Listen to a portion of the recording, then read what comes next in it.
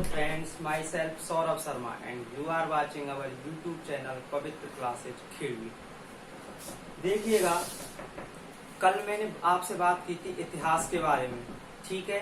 इतिहास के बारे में हम बात कर चुके थे। कल थोड़े हम जो इतिहास के जो बेसिक पॉइंट्स हैं उनके बारे में हम डिस्कस कर चुके थे, ठीक है। हमने विश्व इतिहास, भारतीय इतिहास और राजस्थान का जो इतिहास है उसके जो कुछ कॉमन पॉइंट्स हैं, ठीक है, उनके बारे में चर्चा की थी।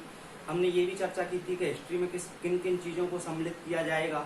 इसके अलावा हिस्ट्री को जानने के स्रोत क्या क्या हो सकते हैं उसके बारे में भी हम प्रीवियस क्लास में डिस्कस कर चुके हैं। यदि आपने अभी तक हमारी वो प्रीवियस क्लास नहीं देखी है तो पहले आप वो जरूर देख लें, जिससे कड़ी से कड़ी मिलती हुई जाएगी और आपको भी पढ़ने में मजा आएगा, ठीक है।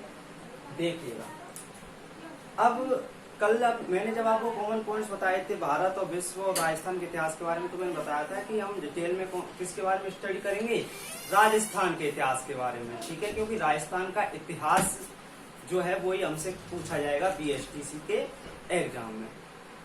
देखिएगा, राजस्थान का इतिहास, बात अगर इतिहास की है तो आप जानते ही हैं कि इतिहास हर देश का हो सकता है, राज्य का हो सकता है, यहाँ तक कि जो इतिहास है वो किसी व्यक्ति विशेष का भी हो सकता है, ठीक है। लेकिन हम यहाँ पर किसके बारे में डिस्कस करेंगे, राजस्थान के इतिहास के बारे में। राजस्थान का इतिहास,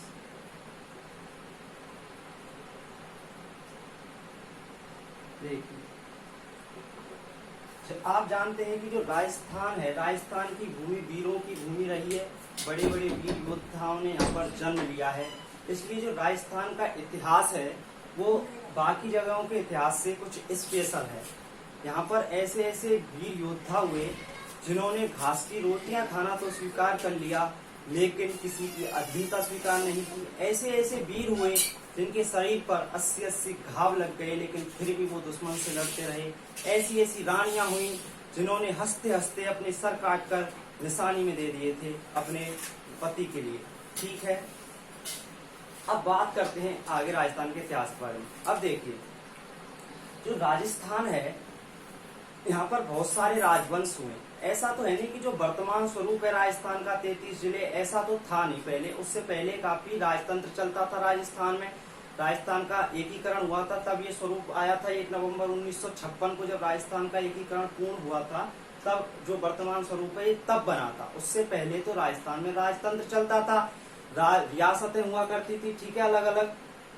तो वहाँ पे जो राजस्थान है यहाँ पर बहुत सारे राजवंश हुए। जैसे जो मुख्य राजवंशों के बारे में अगर मैं बताना चाहूँ आपको, राजस्थान के जो मुख्य राजवंश हैं उनमें अगर चर्चा करें तो देखिए, चौहान राजवंश, चौहान वंश, राठौड़ वंश, ठीक है, गोहिल वंश,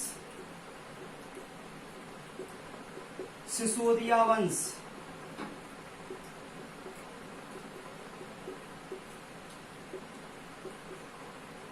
कच्छवा, ठीक है, प्रतिहार, परमार।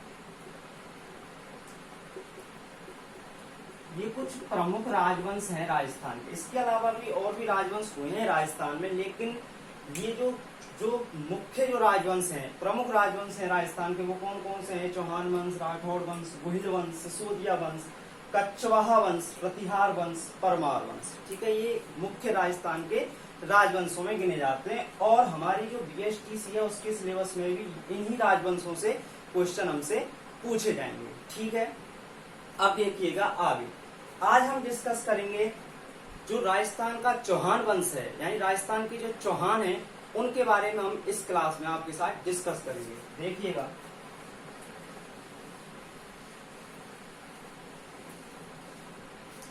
तो आज का जो हमारा टॉपिक है वो है राजस्थान के चौहान। देखिए, अब ये राजस्थान के चौहान हैं, इनकी उत्पत्ति जो है, इनकी उत्पत्ति के बारे में अलग अलग विद्वानों, अलग अलग इतिहासकारों ने अपने अलग अलग मत और अलग अलग तथ्य दिए हैं। जैसे राजस्थान में कुछ जातियां हुई जैसे भाट जाति, चारण जाति। आपने सुना होगा चंद्रबरदाई के बारे में, जरूर आपने सुना होगा। पृथ्वीराज चौहान के वो विद्वान, दरबारी विद्वान थे पृथ्वीराज चौहान थर्ड जो थे, ठीक है। पृथ्वी जो चंद्रबरदाई जी थे, उनकी एक बहुत फेमस बुक है, कौन सी? पृथ्वीराज रासो। पृथ्वीराज रासो। क्या बोला मैंने? भाट जाति, चारण जाति। इसके अलावा जो चंद्रबरदाई थे, जिन्होंने बुक लिखी है पृथ्वीराज रासो। हालांकि ये चंद्रबरदाई जो थे, चंद्रबरदाई जी, ये भी कौन सी जाति के ही थे? चारण जाति के ही थे, ठीक है। इसके अलावा एक और इतिहासकार और बहुत अच्छे विद्वान आते हैं जिनका नाम है मुहुनोत नैन्सी। कौन? मुहुनोत नैन्सी। इसके अलावा सूर्यमल मिश्रण। सूर्यमल मिश्रण। देखिए, भाट जाति के जो लोग हैं, चारण जाति के जो लोग हैं, इसके अलावा चंद्रबरदाई, जिनकी बुक कौन सी है? पृथ्वीराज रासो, मुहुनोत नैन्सी। जो ये मुहुनोत नैन्सी हैं, इनको राजस्थान का अबुल फजल कहा जाता है, ठीक है। इनकी भी दो फेमस बुक हैं काफी, कौन कौन सी? नैनसीरी ख्यात और मारवाड़ा प्रगनारी बीगर, ठीक है। जो एक ख्यात और बीगर हैं, ये साहित्यिक विधाएं हैं, ठीक है। साहित्यिक विधाएं कौन कौन सी? ख्यात और बीगर, इसलिए उनके पीछे क्या आता है? ख्यात बीगर, ठीक है। अब देखना, ये जो सारे लोग हैं कौन कौन से? भाट जाति के, चारण जाति के, चंद्रबरदाई जी, मुहुनोत नैन्सी, सूर्यमल मिश्रण। सूर्यमल मिश्रण की बुक है वंश भास्कर। ये सब मानते हैं कि जो राजस्थान के चौहान कहां से उत्पन्न हुए हैं?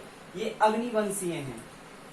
कैसे हैं ये? अग्निवंशीय, अग्नि से उत्पन्न हुए हैं, अग्निवंशीय हैं, ठीक है। कौन कौन इस तथ्य का समर्थन करते हैं? भाट जाति के लोग, चारण, चंद्रबरदाई जी जिनकी बुक कौन सी है? पृथ्वीराज रासो, मुहुनोत नैन्सी, सूर्यमल मिश्रण, ठीक है। ये सब लोग क्या मानते हैं कि ये जो चौहान है राजस्थान के, कैसे हैं? अग्निवंशीय। इसके अलावा कुछ और भी इतिहासकार और विद्वान हैं, जैसे मैं आपसे बात करूं नैचंद सूरी। नैचंद सूरी, ठीक है। इनकी बुक है हम्मीर महाकाव्य। जब मैं आपको रणथंभौर के चौहान पढ़ाऊंगा तब बताऊंगा कि जो सबसे प्रतापी शासक हुए थे हम्मीर चौहान, उनके दरबार में ही रहा करते थे। कौन? नैचंद सूरी, जिन्होंने बुक लिखी है हम्मीर महाकाव्य। इसके अलावा जयानक, ये कौन थे? ये दरबारी विद्वान थे, किसके? पृथ्वीराज चौहान के ही। इनकी भी एक बुक है पृथ्वीराज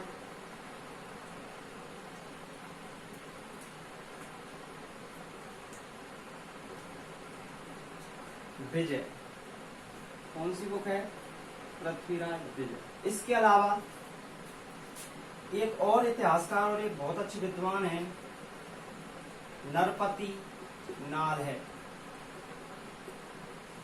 जब अजमेर के चौहान पढ़ाएंगे तब इनके बारे में बात करेंगे, नरपति नाले के बारे में। इनकी भी एक बुक है जिसका नाम है बीसल देव रासो। कौन सी बुक है बच्चों? बीसल देव रासो। नैचंद सूरी की कौन सी है? हम्मीर महाकाव्य।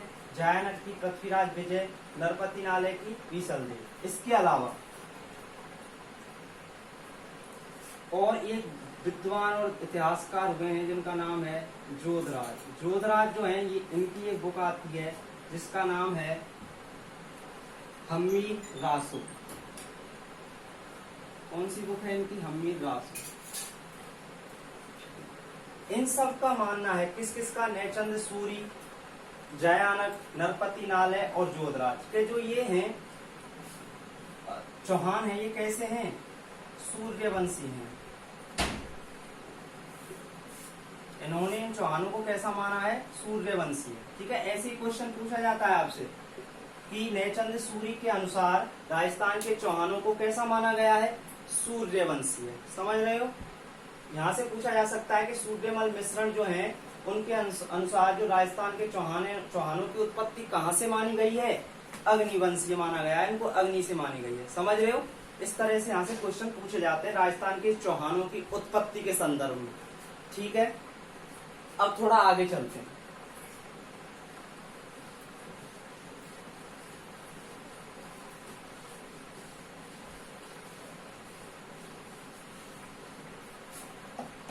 कुछ विदेशी इतिहासकार भी हुए हैं, जैसे कर्नल जेम्स टॉड। ठीक है, डायरेक्ट में देखना कौन हुए हैं, कर्नल जेम्स टॉड।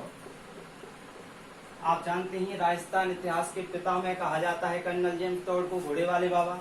इसके अलावा और हुए हैं जैसे क्रुक, ठीक है, स्मिथ। ये सब कौन है, ये विदेशी इतिहासकार हैं। ठीक है, इन्होंने क्या है कि जो ये राजस्थान के चौहान हैं इनको माना है कैसा, विदेशी। इनका मानना ये है कि जो ये चौहान थे राजस्थान के, ये कैसे हैं, विदेशी हैं। और ये कहां से उत्पन्न हुए, मध्य एशिया से। कहां से, मध्य एशिया से। कहां से उत्पन्न हुए, मध्य एशिया से। हालांकि ये तीनों लोग ही इस बात का भी समर्थन करते हैं कि चौहान कैसे हैं, अग्निवंशी हैं, लेकिन पूरी तरीके से इस बात का समर्थन नहीं करते। ये कहते हैं कि जो ये हैं राजस्थान के चौहान, ये कैसे हैं, विदेशी हैं, मध्य एशिया से आया हुआ माना है। कि किसने, कर्नल जेम्स टॉड ने, क्रुक ने और स्मिथ ने। ये सब कौन है, विदेशी इतिहासकार। अब थोड़ा आगे चलते हैं,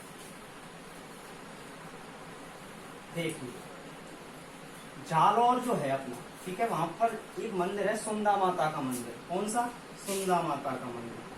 सुंदा माता का मंदिर ये कहां पर है, जालौर में। यहाँ से सुंदा माता का मंदिर है, यहाँ से कुछ शिलालेख मिले हैं। क्या मिले हैं, शिलालेख। सुंदा माता का मंदिर जो जालौर में है, वहां से कुछ शिलालेख मिले हैं। और ये शिलालेख मानते हैं कि जो राजस्थान के चौहान है, ये कहां से उत्पन्न हुए हैं, महर्षि वशिष्ठ की आंख से। कहां से, महर्षि वशिष्ठ की आंख से। इस बात की जानकारी कहां से मिलती है, सुंदा माता का जो मंदिर है वहां जो शिलालेख मिले हैं, सुंदा माता शिलालेख से हमें किस बात के बारे में जानकारी मिलती है कि जो राजस्थान के चौहान है ये कैसे हैं, ये कहां से उत्पन्न हुए, महर्षि वशिष्ठ की आंख से। समझ रहे हैं, अब थोड़ा आगे और चलते हैं। एक और इतिहासकार हुए हैं डॉक्टर आसोपा। ठीक है, उनका मानना यह है कि जो ये चौहान है, ठीक है, जो ये चौहान है इनको डॉक्टर आसोपा ने क्या कहा है, चाहमान। ठीक है, और इन्होंने कहा है कि ये सावर झील के आसपास रहा करते थे। इस वजह से डॉक्टर आसोपा, ये पॉइंट पे आपको ध्यान रखना है कि डॉक्टर आसोपा ने क्या कहा है, चौहानों को चाहमान कहा है, क्योंकि ये सावर झील के आसपास रहा करते थे। इस वजह से क्या नाम दिया है, चाहमान। ठीक है, ये प्रमुख फैक्ट्स हैं किसके बारे में, राजस्थान के चौहानों की उत्पत्ति के बारे में। ठीक है, और भी अगर आपसे डिटेल में पूछा जा सकता है तो ये पूछा जा सकता है कि देखिए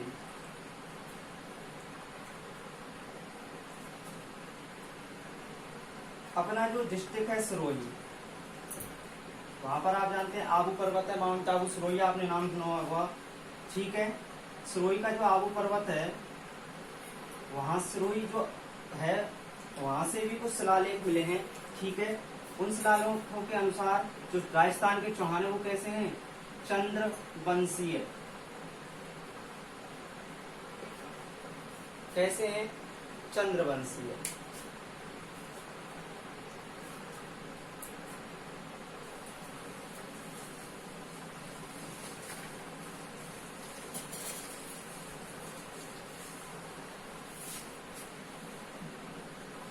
थोड़ा आगे और चलते हैं।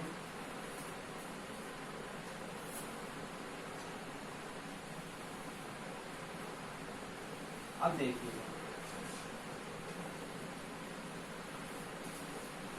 एक आचार्य हुए हैं जिनका नाम है मेरुतंग। आचार्य मेरुतंग या आरुतंग भी लिखा हुआ मिल सकता है कहीं, ठीक है, मेरुतंग या आरुतंग, ठीक है। इन्होंने एक ग्रंथ लिखा है जिसका नाम है प्रबंध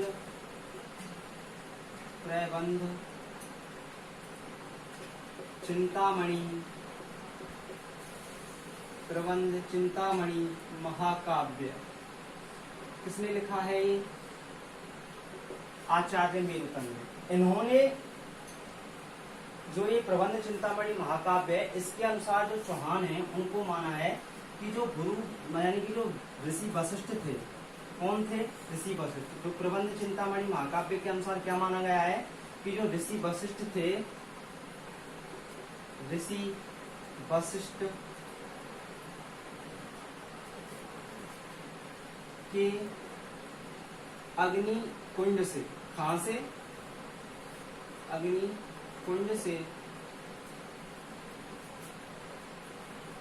4 जातियां उत्पन्न हुई। क्या उत्पन्न हुई? 4 जातियां।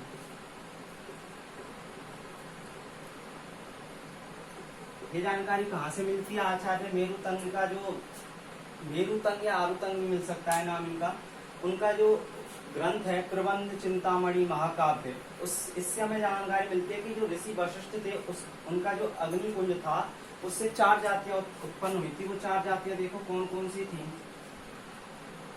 प्रतिहार, परमार, चालुक्य। प्रतिहार, परमार, चालुक्य और ये कौन से थे? चौहान, ठीक है,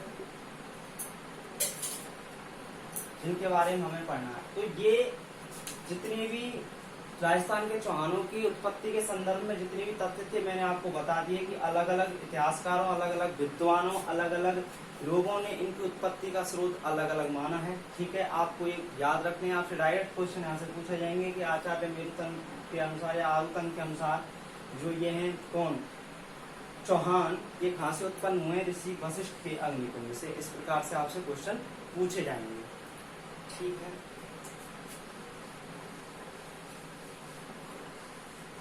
अब ये तो थे चौहानों की उत्पत्ति के संदर्भ में तथ्य। अब थोड़ा आगे चलते हैं। देखिए जो चौहान है, ये देखिए बहुत काफी जगह पे चौहान वंश हुआ है। चौहान कई जगह पे उत्पन्न हुए हैं, जैसे जालौर के चौहान, जालौर के चौहान, ठीक है, नाडौल के चौहान, जालौर के चौहान, रणथंभौर के चौहान, रणथंभौर के चौहान, ठीक है। इसके अलावा अजमेर के चौहान,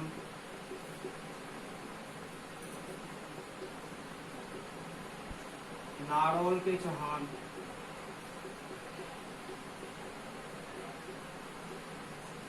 सिरोही के चौहान,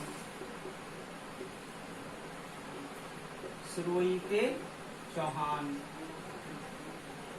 कोटा के चौहान,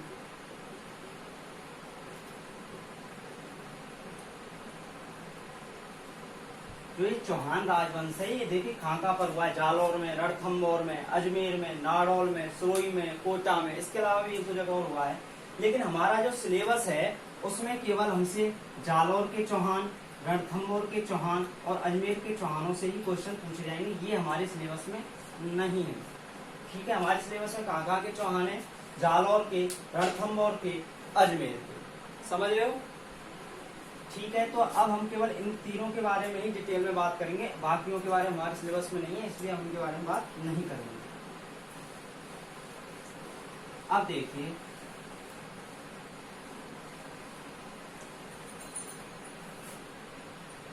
अब अपना जो टॉपिक आता है वो आता है जालौर के चौहान, जालौर के चौहान। देख जालौर के जो चौहान हैं इनके बारे में बात करने से पहले आप थोड़ा जालौर के बारे में आपको बता देता हूँ। देख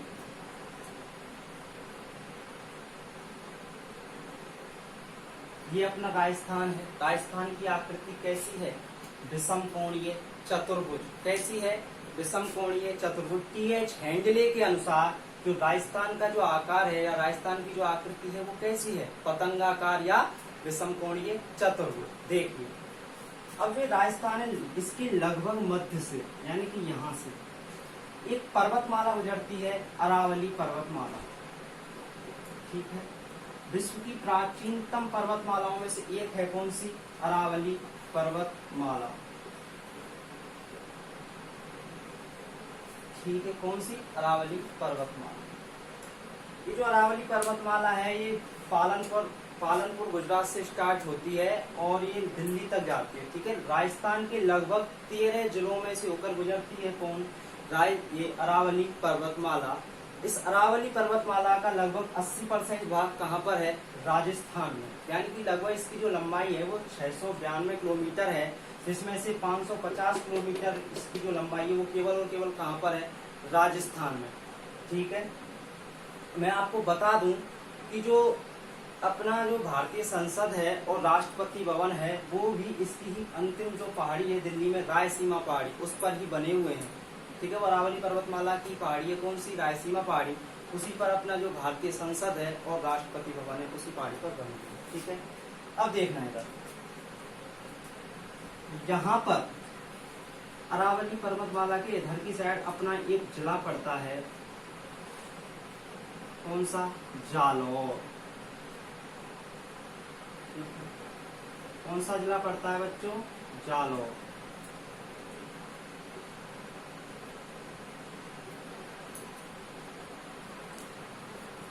जालौर की जो आकृति है वो व्हेल मछली के समान है। ये भी काफी बार पूछा जा सकता है, हालांकि जियोग्राफी का क्वेश्चन है ये कि जो राजस्थान का जिला है कौन सा? जालौर, इसकी आकृति कैसी है? व्हेल मछली के समान है। ठीक है, अब देखिएगा आपको ये बात और बता दूं, अगर बात यहाँ पर जालौर की चलिए, जो जालौर है इसको ग्रेनाइट सिटी बोला जाता है बच्चों। क्या बोला जाता है? Granite city. क्यों बोला जाता है? कि जो सर्वाधिक ग्रेनाइट की जो पहाड़ियां हैं वो कहाँ पर हैं? जालौर में। और सर्वाधिक राजस्थान में ग्रेनाइट का अगर उत्पादन कहीं से होता है तो वो कहाँ से होता है? जालौर से। ध्यान रखना है पॉइंट आप। अब देखिए तो अपना ये जालौर है, वर्तमान में तो इसका नाम क्या है? जालौर, लेकिन प्राचीन काल में इसका नाम जालौर नहीं था, इसका नाम था जावालीपुर। क्या नाम था? जावालीपुर। क्या नाम था प्राचीन काल में जालौर का? जावालीपुर। क्यों था? क्योंकि यहाँ पर एक ऋषि रहा करते थे जिनका नाम था जावाली। कौन से ऋषि रहा करते थे? ऋषि जावाली। जो ये जालौर है ऋषि जावाली की तपोभूमि रही है बच्चों। क्या रही है? ऋषि जावाली की तपोभूमि। इसी की वजह से इसका जो प्राचीन नाम था बच्चों वो क्या था? जावालीपुर। ठीक है, अब यह आपसे पूछा जा सकता है कि जो जालौर था उसका प्राचीन नाम क्या है? जावालीपुर। क्यों है? क्योंकि ये क्या था? ऋषि जावाली की तपोभूमि रही है। वर्तमान में तो आपको पता ही है इसका नाम जालौर है। अब ये जो जालौर है इसका नाम प्राचीन काल में जावालीपुर था। इस बारे में हमें जानकारी कहाँ से मिलती है बच्चों? तो ये जानकारी हमें मिलती है एक शिलालेख से। कौन सी शिलालेख से? बिजौलिया शिलालेख। बिजौलिया शिलालेख। बिजौलिया शिलालेख से हमें ये जानकारी मिलती है कि जो जालौर है अपना, इसका प्राचीन काल में नाम क्या था? जावालीपुर। बात अगर करूं बिजौलिया की तो बिजौलिया वर्तमान भीलवाड़ा में है। कहाँ पर है स्थान बिजौलिया? बिजौलिया कहाँ पर है? भीलवाड़ा में। ठीक है, अब थोड़ा आगे चलते हैं।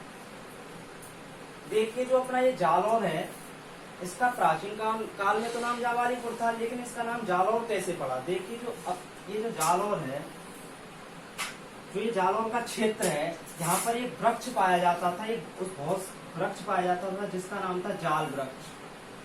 कौन सा वृक्ष था? जाल वृक्ष। यहाँ पर जाल वृक्ष की अधिकता पाई जाती थी, बहुत सारे संख्या में जाल वृक्ष पाए जाते थे। इसी के नाम के आधार पर इनको क्या कहा जाने लगा? जालौर। ठीक है, क्या कहा जाने लगा? जालौर। तो ये कुछ जनरल डिटेल है, आपको ध्यान जनरल पॉइंट्स हैं किसके बारे में, जालौर के बारे में, जो आपको याद रखने हैं कि जालौर जो है बेल मछली के समान है। और इस ये भी ध्यान रखना है जालौर कौन से संभाग में आता है, जोधपुर संभाग में। आपको पता ही होगा 7 संभाग है राजस्थान में, जो जोधपुर संभाग है उसी में आता है कौन सा अपना जालौर। ठीक है, प्राचीन नाम क्या है, जावालीपुर है। महर्षि जावाली की तपोभूमि रहा है। बिजौली शिलालेख से इस बारे में हमें जानकारी मिलती है। आधुनिक काल में नाम जालौर है। क्यों पड़ा जालौर नाम, क्योंकि यहाँ पर जाल वृक्ष की पाई जाती थी अधिकता। ओके, अब थोड़ा आगे चलते हैं।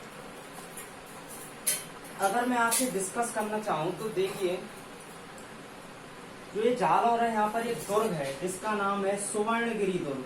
कौन सा दुर्ग, सुवर्णगिरी। ठीक है, इसका एक और नाम है इस दुर्ग का, सोनगिरी। कौन सा, सोनगिरी। इसके अलावा इसी दुर्ग को बोला जाता है कांचनगिरी। क्या बोला जाता है, कांचनगिरी। ये एक ही दुर्ग के नाम है, सुवर्णगिरी, सोनगिरी, कांचनगिरी। ठीक, किसके जो जालौर में जो दुर्ग है उसका क्या नाम है, सुवर्णगिरी, सोनगिरी या कांचनगिरी। और जो वर्तमान में जो ये दुर्ग है इसको वर्तमान में बोला जाता है सोनगढ़। क्या बोला जाता है बच्चों, सोनगढ़। वर्तमान में जो ये सुवर्णगिरी था इसका अपभ्रंश हो गया, और अपभ्रंश होते होते इसका नाम पड़ गया सोनगढ़। ठीक है, वर्तमान में क्या बोला जाता है इसको, सोनगढ़। ठीक है, जो ये जालौर है यहाँ पर ये दुर्ग है कौन सा, सुवर्णगिरी, सोनगिरी, कांचनगिरी या सोनगढ़। इसी दुर्ग की वजह से जो यहाँ पर जो चौहान उत्पन्न हुए, चौहान हुए जालौर में, उन चौहानों को बोला जाता है सोनगरा चौहान। क्या बोला जाता है, Songara Chauhan. Most important point है कि जालौर के चौहान जो है उनको कौन से चौहान बोला जाता है, सोनगरा चौहान। जालौर के चौहानों को सोनगरा चौहान कहा जाता है। क्या कहा जाता है, सोनगरा चौहान। क्यों कहा जाता है, क्योंकि यहाँ पर कौन सा दुर्ग है, सुवर्णगिरी, सोनगिरी, कांचनगिरी या सोनगढ़। इसी वजह से यहाँ के जो चौहान है उसको उनको क्या बोला जाता है, सोनगरा चौहान। और जो ये जालौर है इसको बोला जाता है सुवर्ण नगरी। क्या बोला जाता है, सुवर्ण नगरी। ठीक है, ध्यान रखना ये पॉइंट आप।